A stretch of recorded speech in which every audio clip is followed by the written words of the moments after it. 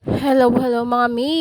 Welcome na naman sa panibagong araw ng buhay ko bilang isang full-time mom with my toddler and newborn. As usual, gumising na naman tayo napakaaga. As early as 5 a.m. And then, inuna ko na muna ang magsaing. At this time, ay i-prepare ko munang timplahan ng gatas si Ate Polly. So, ito yung pangtubig niya, yung nilagang malunggay. Ayan. Yes po, nilagang malunggay ang ginagawa kong tubig sa pangtimpla ng gatas ni Ate Polly. Sa awa ng Diyos, siyang naman siya at hindi siya may nabubulol na akit. Sa notice ko ay hindi siya masyado sinisipot, inuubo.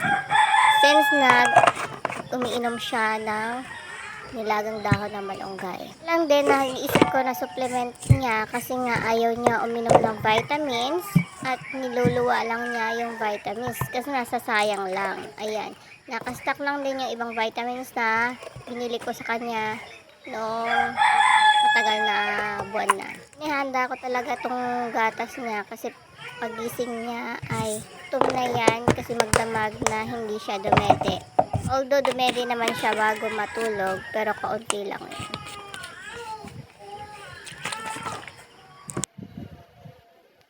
And then, habang tulog pa yung ko ay nagligpit muna ako ng lahat na mga laruan ni Ate Polly. And then, nagpunas na din ako ng aming mesa dahil di natin alam paggabi ay nag-aakyatan yung mga anek-anek dyan dito sa mesa natin at early morning ay gagamitin natin itong mesa.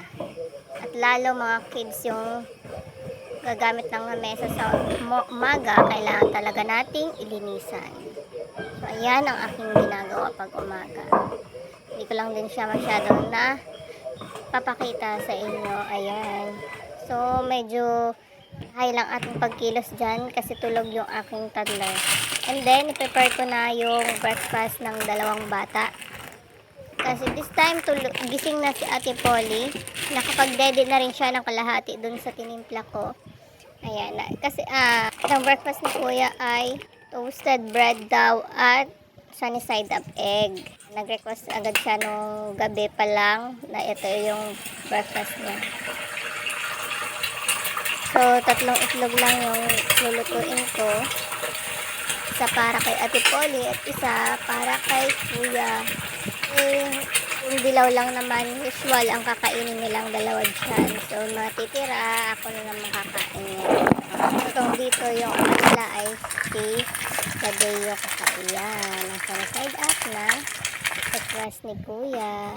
So, ito na, luto na ating breakfast na lang dalawang bata. Ang tawag ni Kuya dito ay American breakfast. Mami, tutuan mo ako ng American breakfast sa aking full breakfast tomorrow. So, nagluto na rin ako ng aking pang breakfast. So, may natira kami nga kanin lamig kagabi. Sinangad ko na lang. Yan, ako lang naman kakain. Kasi masasayang na naman to, lagi kami babahaw. And then, nagluto ako kahapon ng paksiw na isda. Parang inadobo ko siya. Ayan. Perfect na perfect sa ating sinangag na kanin. And then, nagtimpla na rin ako ng mainit na maiinom. Ayan. Para naman may gatas na tayo mamaya. Pagka tapos natin kumain ay may mabubuo ng gatas. So, thank you Lord for the blessings for today. Kain na po tayo mga me. Sinabayan ko na nga palang kumain yung mga bata. And then, iinom na ako ng supplement ko. Pandagdag gatas na rin.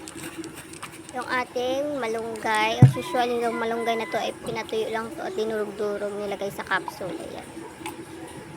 Inumin natin ang ating supplement para din mag-boost ng ating energy for today. After that, nasundo na pala si Kuya ng school service niya at magpapump na rin ako. So, that's it for today mga mi. Thank you for watching. God bless!